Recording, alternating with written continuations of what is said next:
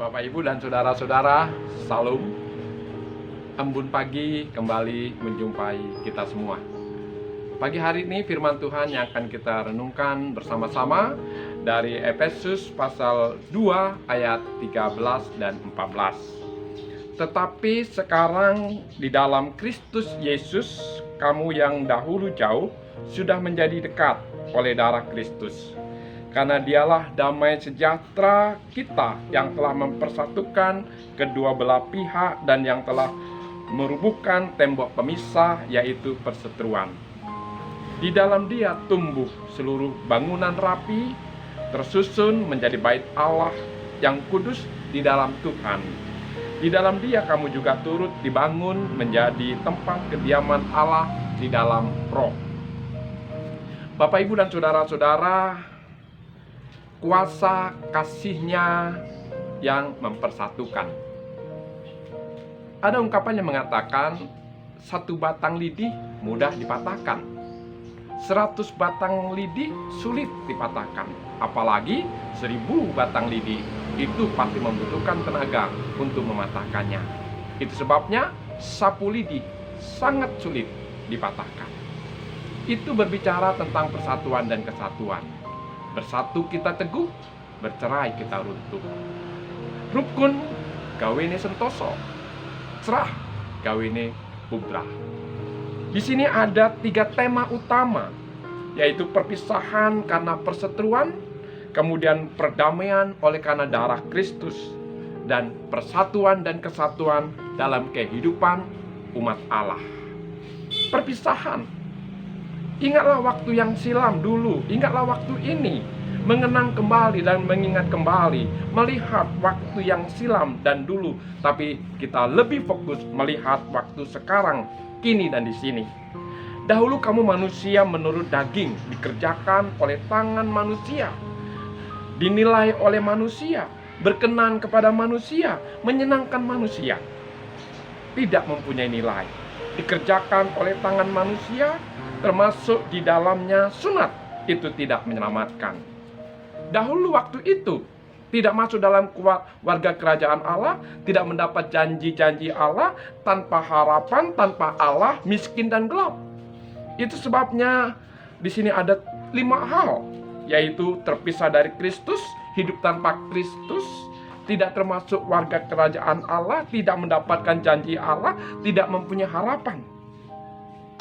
Orang yang tanpa Kristus tidak ada janji, dan tanpa janji tidak ada harapan. Janji dan harapan inilah membuat saudara dan saya gairah, semangat, berjuang, dinamis, kreatif, bekerja dan berkarya. Ada passion di sana. Orang dunia tidak mempunyai harapan. Harapan mereka, kalau dapat dikatakan demikian, terletak di belakang mereka di masa yang silam. Harapan yang demikian, harapan yang mati, bukan harapan. Hidup berorientasi pada masa lalu, bukan masa kini.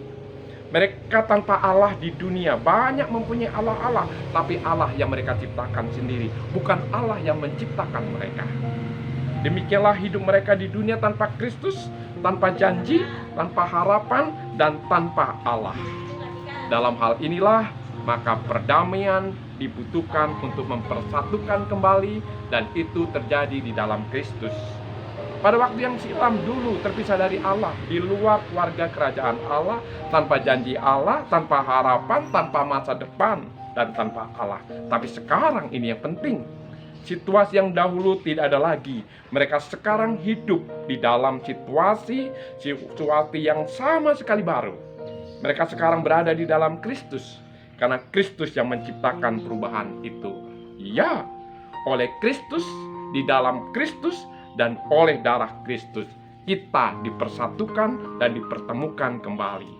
Dulu jauh karena ada perseteruan, tapi sekarang dekat, ada persahabatan. Dan darah Kristus adalah alat sarana yang mengerjakan penebusan, yaitu pengampunan dosa. Oleh Kristus, di dalam Kristus, oleh darah Kristus, tercipta sesuatu yang baru, tatanan yang baru, dan kehidupan yang baru. Bagaimana hal itu terjadi? Karena dia damai sejahtera kita. Karena Kristuslah damai sejahtera kita, Kristuslah pengharapan dan kemuliaan kita, Kristus adalah hidup kita, dan Kristus adalah Raja damai kita. Kristus adalah damai sejahtera antara Tuhan dan Allah dan manusia, saudara dan saya.